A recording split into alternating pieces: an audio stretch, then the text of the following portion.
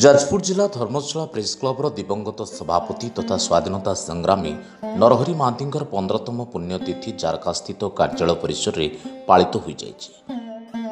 ସଭାପତି ରମାକାନ୍ତ ଜେନାଙ୍କ ଅଧ୍ୟକ୍ଷତାରେ ଅନୁଷ୍ଠିତ ସଭାରେ ମୁଖ୍ୟ ଅତିଥି ଭାବେ ବରିଷ୍ଠ ସାମ୍ବାଦିକ ମହେଶ୍ୱର ବଳ, ମୁଖ୍ୟ ବକ୍ତା ଭାବେ ବିଶିଷ୍ଟ ସ୍ତମ୍ଭକାର ମନୋରଞ୍ଜନ ମହାନ୍ତି ଯୋଗଦେଇ ସ୍ୱର୍ଗତ ମହାନ୍ତିଙ୍କ ସାମ୍ବାଦିକତା ଜୀବନ ଓ ପ୍ରେସ୍ କ୍ଲବ ଗଠନ ଦିଗରେ ତାଙ୍କର ଥିବା ଅବଦାନ ସମ୍ପର୍କରେ ଆଲୋକପାତ କରିଥିଲେ। ପ୍ରେସ୍ କ୍ଲବର ଉପଦେଷ୍ଟା ବଟକୃଷ୍ଣ ପରିଡ଼ା, କାର୍ଯ୍ୟକାରୀ ସଭାପତି ପୂର୍ଣ୍ଣଚନ୍ଦ୍ର ଶତପଥୀ, ରସଲପୁର ବ୍ଲକର ପୂର୍ବତନ ଅଧ୍ୟକ୍ଷ ଡକ୍ଟର ରୁଦ୍ରନାରାୟଣ ପୁଷ୍ଟି, କବି ଡକ୍ଟର ରାଜକିଶୋର ପାଢ଼ୀ, ଡକ୍ଟର ପ୍ରିୟନାଥ ମହାପାତ୍ର, ସଂଗ୍ରାମ କେଶରୀ ଜେନା, କାହ୍ନୁଚରଣ ଦାସ, ସାମ୍ବାଦିକ କୈଳାସ ଚନ୍ଦ୍ର ରାଉତ ପ୍ରମୁଖ ଯୋଗଦେଇ ଶ୍ରଦ୍ଧାଞ୍ଜଳି ଅର୍ପଣ କରିଥିଲେ।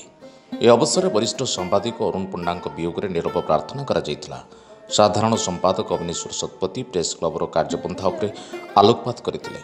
କୋଷାଧ୍ୟକ୍ଷ ଅଖିଳ କୁମାର ସ୍ୱାଇଁ ଅତିଥିମାନଙ୍କ ପରିଚୟ ପ୍ରଦାନ କରିଥିବା ବେଳେ ସହ ସମ୍ପାଦକ ମାନସ ଚନ୍ଦ୍ର ଜେନା ଧନ୍ୟବାଦ ପ୍ରଦାନ କରିଥିଲେ। ଏହି କାର୍ଯ୍ୟକ୍ରମରେ ଧର୍ମଶାଳା ଅଞ୍ଚଳର ବହୁ ସାହିତ୍ୟିକ ଓ ବୁଦ୍ଧିଜୀବୀ ଯୋଗ ଦେଇଥିଲେ। ଜଣେ ବର୍ଷିଆ ନିର୍ଭୀକ ଓ ସ୍ପଷ୍ଟବାଦୀ ସାମ୍ବାଦିକ ଥିଲେ। ତାଙ୍କର ଜନ୍ମ ଧର୍ମଶାଳାରେ ଜନ୍ମଲାଭ କରିଥିଲେ ମଧ୍ୟ ସମଗ୍ର ଯାଜପୁର ଜିଲ୍ଲା ଓ ରାଜ୍ୟକୁ ତାଙ୍କର ନିର୍ଭୀକତା ସମ୍ପର୍କରେ ସେ ବାର୍ତ୍ତା ଦେଇଛନ୍ତି। ଆଜି ଧର୍ମଶାଳା ପ୍ରେସ୍ କ୍ଲବ ତରଫରୁ ତାଙ୍କର 15ତମ ପୁଣ୍ୟତିଥି ପାଳନ କରାଯାଉଛି।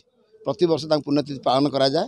ଧର୍ମଶାଳା ଅଞ୍ଚଳ, ଚଣ୍ଡିଖୋଲ ଅଞ୍ଚଳ ଏବଂ କୁଆଖିଆ ଅଞ୍ଚଳର ବିଶିଷ୍ଟ ଲୋକମାନେ ଆସି ଶ୍ରଦ୍ଧାଞ୍ଜଳି ଅର୍ପଣ କରିଥାନ୍ତି। ଆଜି ତାଙ୍କ ପୁଣ୍ୟତିଥିରେ ମୁଁ ମଧ୍ୟ ତାଙ୍କ ପ୍ରତି ଗଭୀର ଶ୍ରଦ୍ଧାଞ୍ଜଳି ଅର୍ପଣ କରୁଛି। ଆଜୀବନ ସେ ପ୍ରଜାତନ୍ତ୍ରର ସାମ୍ବାଦିକତା କରୁଥିଲେ। ଲୋକମାନଙ୍କର ସମସ୍ୟାକୁ ନିଜ ସମ୍ବାଦ ମାଧ୍ୟମରେ ପ୍ରତିଫଳିତ କରୁଥିଲେ। ସେ ସତ୍ୟର ଉଦ୍ଘୋଷଣା କରୁଥିଲେ। ସେ କହୁଥିଲେ ଯେ ସେ ସତ୍ୟଯୁକ୍ତ ହୋଇଥିବାରୁ ଭୟମୁକ୍ତ।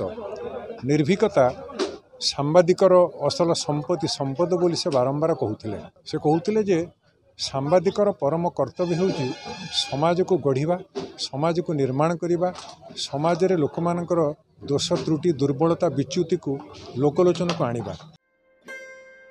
ଧର୍ମଶାଳାରୁ ଚିନ୍ମୟ ନାୟକ ରିପୋର୍ଟ, ଯାଜପୁର ନ୍ୟୁଜ୍।